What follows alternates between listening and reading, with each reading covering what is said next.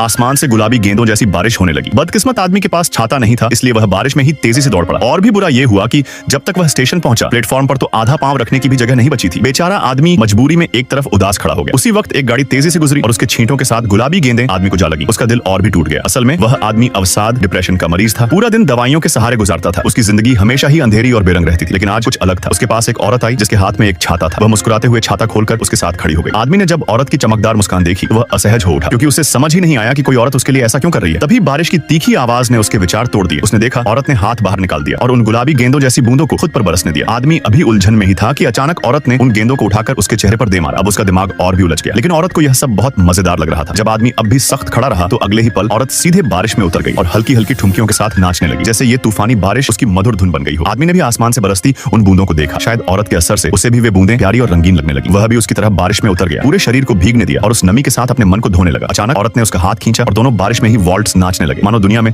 उनके सिवा कोई था ही नहीं। लेकिन यह पल ज्यादा देर तक न टिक सका। एक अचानक गुजरती बस ने उन्हें हकीकत में लौटा दिया। वे अपनी ऑफिस जाने वाली बस छूट जाने से चूक गए। आदमी को बहुत पछतावा हुआ, लेकिन औरत फिर भी हंस रही थी, क्योंकि उसे पता था अगली बस जल्द ही आ जाएगी। आदमी मगर इतना आत्मग्लानि से भरा था कि बस में बैठते ही उसने उस नाच के साथी को भुला दिया। उसे लगा उसकी जिंदगी पहले जैसी ही बेरंग रहेगी, पर उसे क्या पता उसकी दुनिया में तो अब रंग भर चुके थे। Subscribe for part 2।